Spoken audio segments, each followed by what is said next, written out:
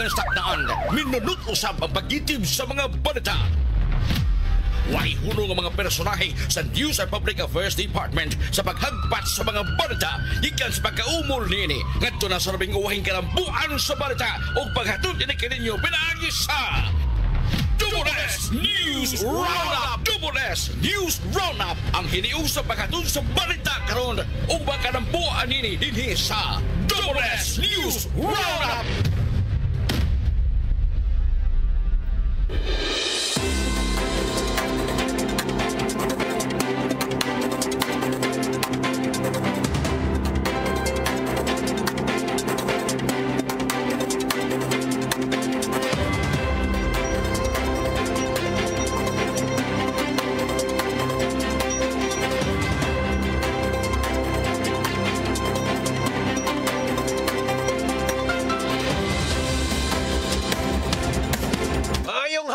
Kapuso sa mga lugar nga mabuti atong Sibya og sabi sa nasamang partes Pilipinas.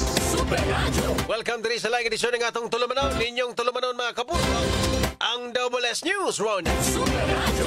Adlaw karon nga Lunes, Oktubre 6, 2025. Mga kapuso, kita may mag-uban sa pagtukian ng gadagkong isyu sa lokal, national ug international.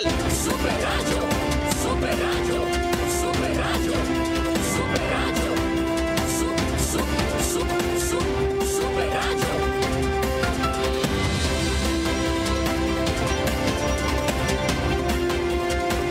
Mga kapuso, kini ang inyong ubos na lagad sa kahanginan. Super John Kim Patindol Bote. O para sa mga nag-unang balita karong adlaw mga kapuso, Super Radio Local News. Super Radio! Super Radio! Mga kapuso, moabot sa 21 ka mga sinkholes ang anaa sa lungsod sa Midilien. Human miigo ang magnitude 6.9 nga linog kaya sa amihan ng bahin sa Sugbo. Inimatod pa sa mayor sa baong lungsod nga si Edwin Salimbangon nga eksklusibong nahinabi sa GMA Super Radio DYWS pinaagi sa programang Pugong sa Pulso. 21 ka sinkholes ang sa sakop sa Medellin. Amo na nang gikordon ng area kay para dili na madisgrasya ang mga tao. So, gi-identify na tanan niya, gi-report sa po na. Ang tipik sa pamahayag ni Medellin Mayor Edwin Salimbangon mga kapuso. Dugang pa nga ang maong mga sinkholes o lungag ay resulta human sa linog og naobserbahan nila kini nga mubugwak og tubig. Nag-viral sab ang kuha sa mga video or hulagway niini sa social media ug kasamtangang gikordo na kini aron walay moduol sa maong mga lungag. Samtang awhag sab sa mayor nga aron malikay sa grabing trapiko parehas pag weekend, mas maayo nga ipaagi sa dagat or dagat sa Lapu-Lapu o ubang mga lugar nga pwedeng madungguan sa pantalan sa Kawit, Medellin, diin mas dali nga maabot. Matud pa nga kinisab ang iyang gihangyo ni Governor Pamela Barrecuatro taliwa sa padayong pagpahigayon sa ilahang relief operations. Kayo kay di pareha na itong mga first 3 days, 4 days kay medyo resolyot. Mo nang gahapon ni suggest yung ni Governor Pam nga kung mahimo ang kanong mga tao nga gusto mo hatag og ayuda o hinabang by truckloads, ipaagi na lang, pasakyon na lang barge padong ari dunggo sa Kawit. Ang dugang tipik sa pamahayag ni Medellin Mayor Edwin Salimbangon ng eksklusibong nahinabi sa GMA Super Radio DYWS. Nagis programang Pugong sa Pulso. Super Tanky Bote sa mas gistabilize na karon ang relief operation sa Kapitolyo kauban sa PDRRMO, local government units o guman pa mga ahensya sa gobyerno. Inihuman sa grabing nasinating ang traffic pag weekend. Human pipilasab kapag pribadong individual ang mihatod sa ilahang mga hinabang diya sa Northern Cebu. Mo kinang gibutyag ni PDRRMO Pangu Dennis Francis Pastor, vocal person sa Cebu Provincial Disaster Risk Reduction and Management Office. Human eksklusibong nahinabi sa GMA Super Radio DYWS. Pero atong giundang. We are stabilizing relief operations. So karon ang nanatay line operation padong sa munisipyo nga atong gi-establish. So mo na siya sir ang rason. Matod pa ni Pastor nga mas maayong i-centralize o iusa ang mga ihatag nga ayuda alang sa mga apektadong lugar sa linog. Dugang pa nga aduna sila mga hubs nga pwedeng binlan sa ila ang mga ayuda.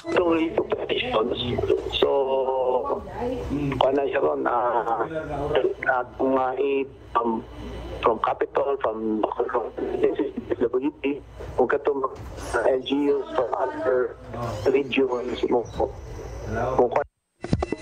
Hinumduman nga sugod karong adlaw ang Capitol Warehouse and Heritage Park.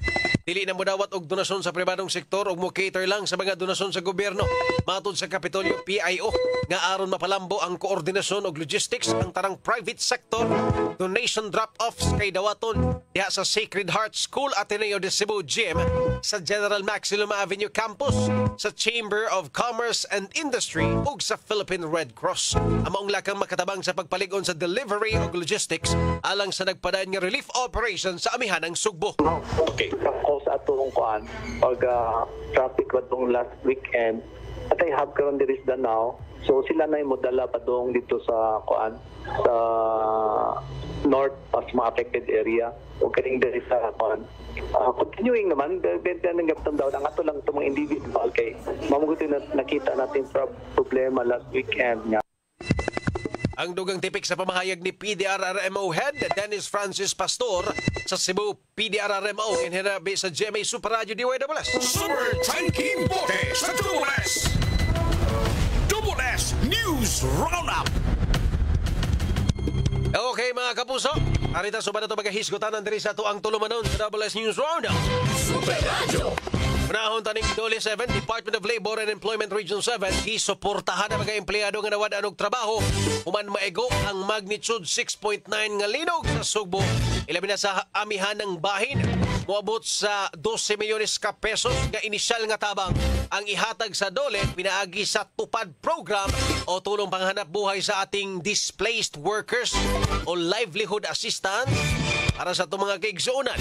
Ipadayag ni Dole Region 7 Regional Director Attorney Roy Buenafe nga makabenepisyo ni ini ang kapin o sa kalibo ka mga workers or mamumuo diin bayran sila sa minimum nga suhulan para sa ilang trabaho. Ito mga kaigsuunan diha sa naapektuhan aning linog nga 6.9 magnitude mga kapuso sa north part of Cebu. Kung ugaling usamos mga nawad og trabaho kay naapektuhan ang inyo mga gitrabahoan sama na mga fast food chain kanang McDo ug Jollibee na damage. Pwede ra gid mo duol sa inyong barangay kay ongoing mga ta ang pangpanglista karon. Dool mo ana sa inyong local government unit, LGU sa barangay. Kung asa pwede magpalista ni ining tupad program. Kay ang Dole, matud pa ni Attorney Roy Buenafe, mugahin og 100 million pesos para ninyo. Para sa to ang mga kigsuunan nga nawagtangan og trabaho, wala masweldohi karon nga grabe nga or kining epekto sa 6.9 magnitude nga linog mga kapuso. 100 million para na ninyo sa ato mga benepisaryo nga nawagtangag trabaho diha sa north or sa norte mga kapuso. Tubig nga nagsigi og bugwak nga giingong resulta sa pagtayog sa magnitude 6.9 nga linog naghatag og tanghaga sa mga nagpuyo sa sitio Tabayho, Barangay Libertad, Bugo City. Basin apil ni sa kanang namang gudya sa kayutaan pod engineer good ang katong Bugo B fault ba. Ang fault line ba nasubay sa pag-asa mga kaigsunan nakita naman tos pa Fivox unya dagko ra ba kay mga liki posible kato ng mga si tawag ganay mga groundwater ba surface water nga na open atol sa pag linog no kakuan mo anang kung asa mo mukuha og tubig sa puso murag mao gid siguro na no kanang ganing magbangag mo deep well masin mauna na abli lang kunya ni gawas ang tubig no. Pero di gyap ay mo pagkumpiyansa ni ana kay since na itubig humok ang yuta. So ay mo kumpiyansa din distansya lang mo gamay kanya ang ato ang mga eksperto mo ipatan-awa ana sa mga tubig. Bohol Governor Erico Aumentado personal nga gitunol ngadto kang Cebu Governor Pamela Barecuatro ang cheque nga nagkantidad og 5 milyones pesos isip hinabang sa apektado sa linog. Salamat kaayos mga taga Bohol, Governor Erico Umentado, sa inyong tabang ug sa uban pa mga local government unit. Cebu City Mayor, salamat kaayo sa inyong gipanghatag sa mga outside. Ang Pasig, I think nagpadala na po to sa Mayor Pico. Ang Quezon, nakabantay na kung nga naay ug uban pang mga tabak. I think ang South Cotabato, parang usa to sa mga na-post na to sa DYWS mga igala nga mohatag pod, nagpadala na actually ang South Cotabato sa ilha mga tao niya, magpadala pod sila og mohatag sila og tabang pinansyal para sa itong mga kaigsuonan nga apektado ining 6.9 nga linog mga kapuso. Nabangay lang ta. Anyway, ato ning tukion karon taon mga kapuso ang kining lihok karon sa Cebu Province.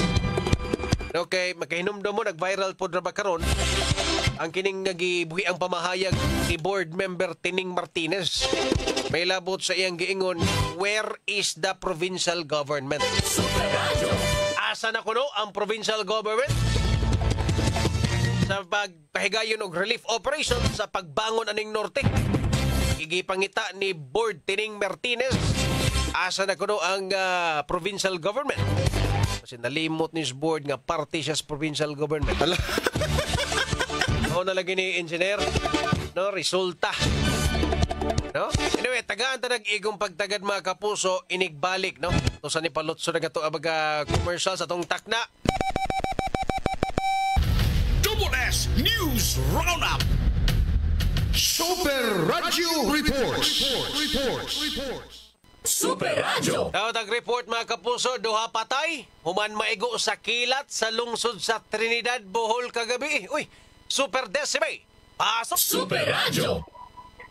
Patay ang duha ka batan-on samtang ang ulang tulo nila ka mga kauban human na sa kilat sa Purok 3 Barangay Kauswagan, lungsod sa Trinidad, probinsya sa Bohol, alas 7 kagabi Domingo. Giila ang manakalas nga si alias Mark, 20 anyos, college student, ug si alias Jobert, 20 anyos, tinunan sa kolehiyo og pulos ng puyo sa Barangay Kauswagan sa maong lungsod. Samtang ang mga naangol mo sila si alias Limuel, 23 anyos, si alias Ramses, 19 anyos, ug si alias Nilo, 20 anyos. Ang tulo, pulos gyapon na puyo sa maong dapit.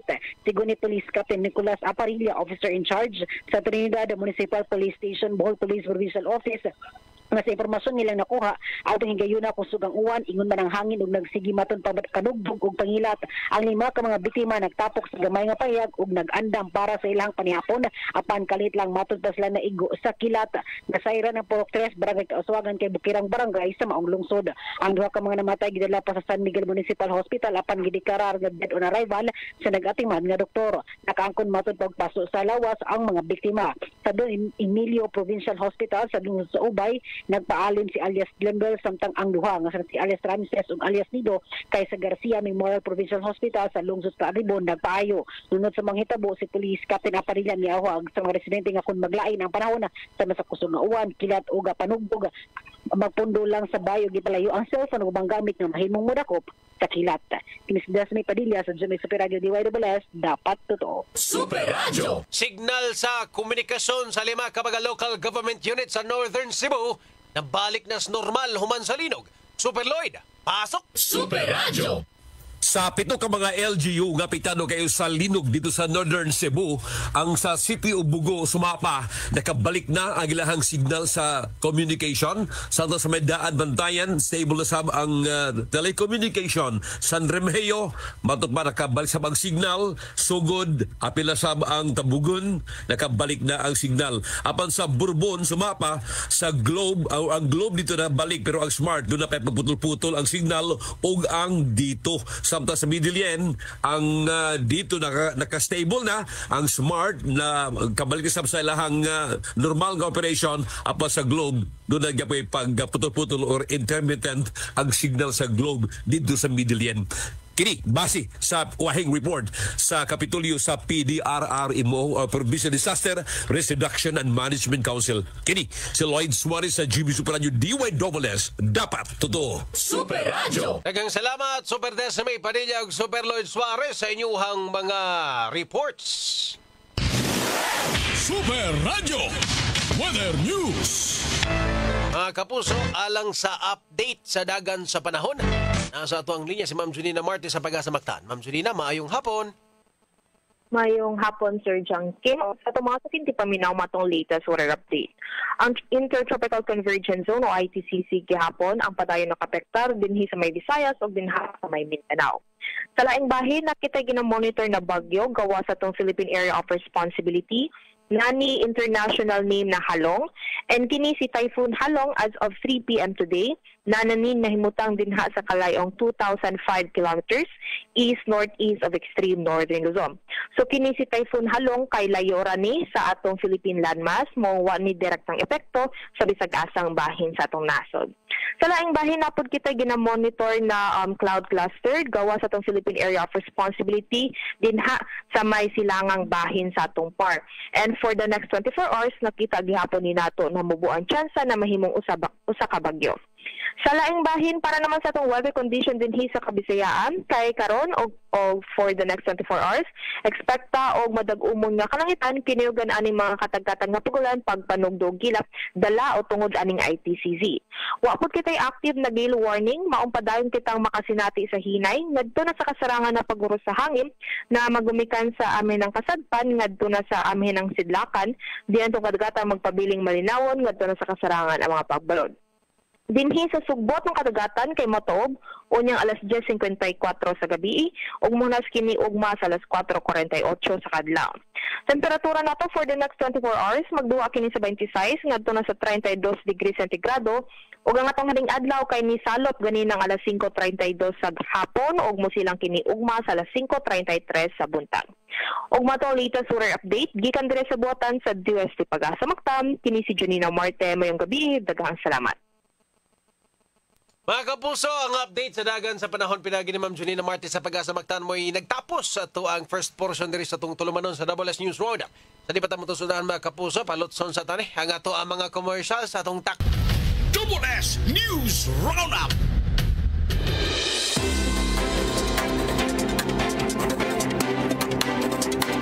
Okay mga kapuso, alik na diri sa ito ang tulumanon sa WS News Roundup. Sige po, kinang inyong ubos na lagad sa hangin. Super John Kim Patindol Bote mga kapuso. Kita maglangan, arita sa ito maghihisgutanan. So, kaganina mga kapuso, hatag lang kong update kaninyo. Si board member Tining Martinez, ipagawa sa iyang disappointments. Sagmuyo. Or na, si tawagan.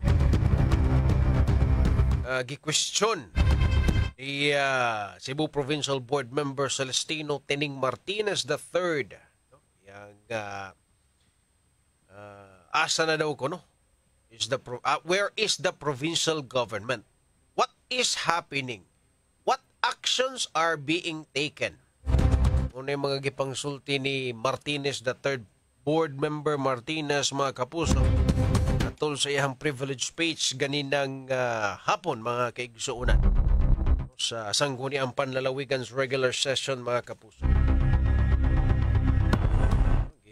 Call out ni Tining Martinez ang Cebu Provincial Government na uhatag og formal report its relief operations and actions taken in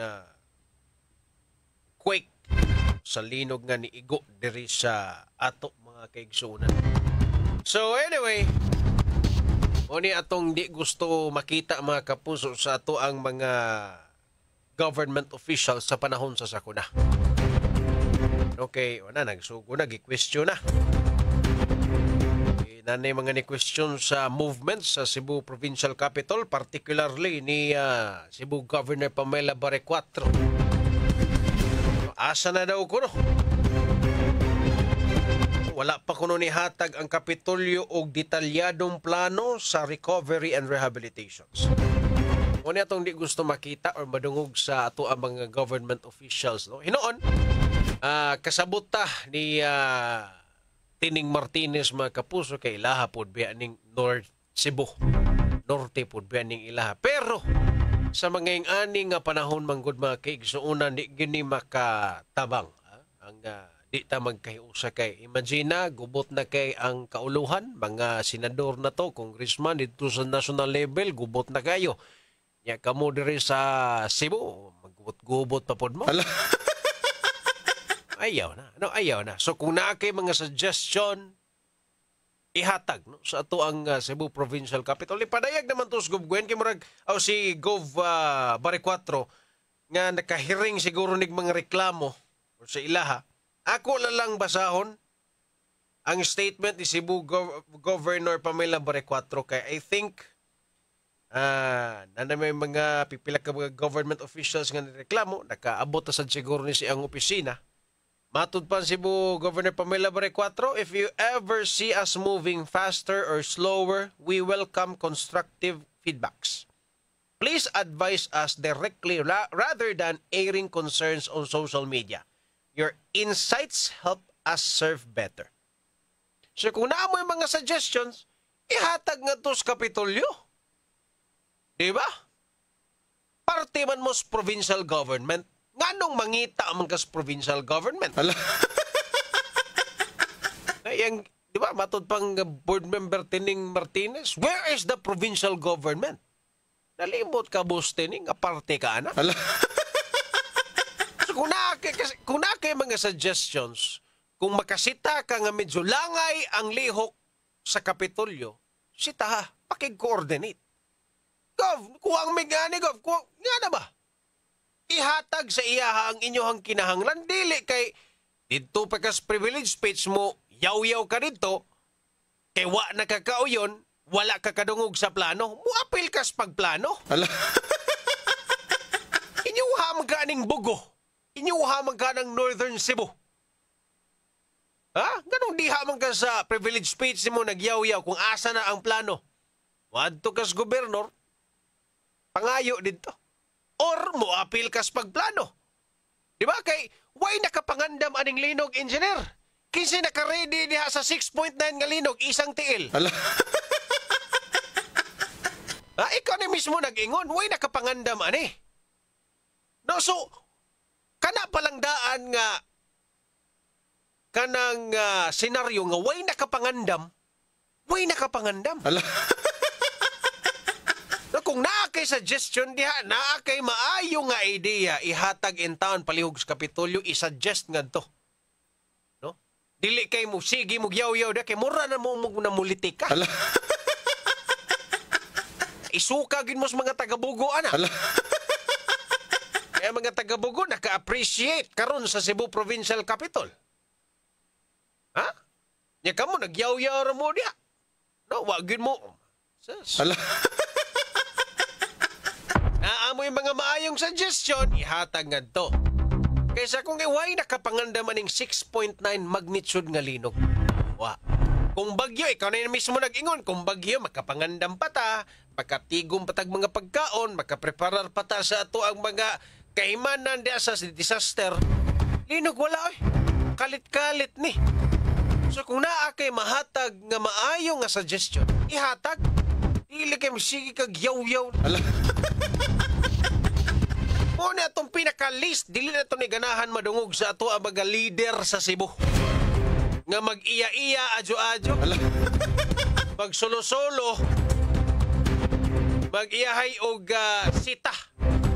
Di maayo.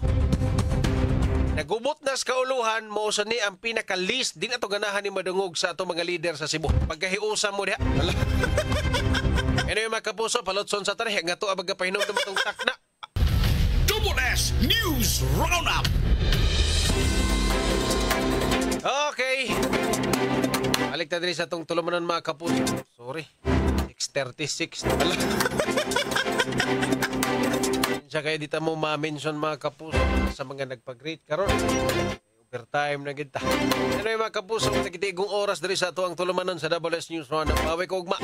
Sa gyapon, kini yung inyong ubos na lagad sa kahangin. Super John Kimbote at ang 24 oras mo sunod. Ngayong gabi mga kapuso, dagang salamat mga kapuso. Dapat totoo.